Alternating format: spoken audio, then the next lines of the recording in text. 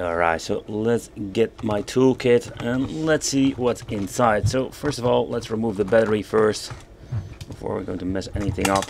So what you're going to get is the BL5C. What I find out interesting that we're going to get the option to use a battery.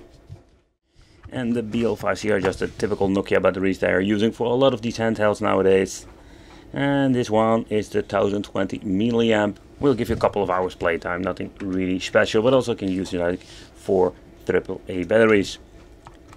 So I already mentioned, like in the beginning when I was starting making these videos, I can still remember that they had like a lot of these options, like dual battery options, but after some time they left it and you can only use a BL5C or another weird battery.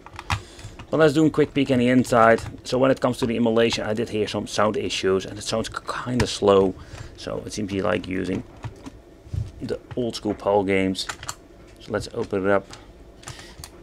And let's be very gentle because this can always be like a pain in the ass to open. Oh, okay, so that is quite interesting. Okay, so here we're going to get the 2 wire that goes onto the PCB. Capacitor over here. Ribbon cable for connecting these 2 PCB boards. And not to forget, over here we're going to get all of the other switches. We're going to leave this one on here because it's just like for the controls. So what I want to do is remove these 2 just to see what are we going to get beneath this. Alright, let's leave this one over there. Let's lift it out. Be very gentle because there's still a lot of wires. Oh, a lot of wires and a lot of stuff going on. Oh boy. Also the display itself is being connected over there. Oh man, what a cable nightmare. What a freaking cable nightmare.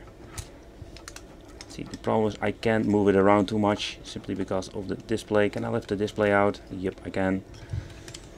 Alright, so let's take a closer look at this over here.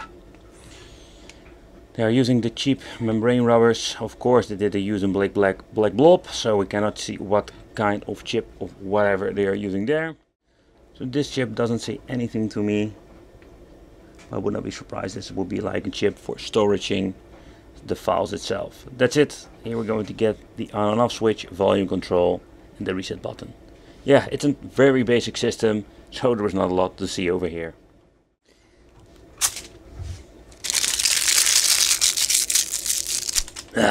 Stupid screen protectors.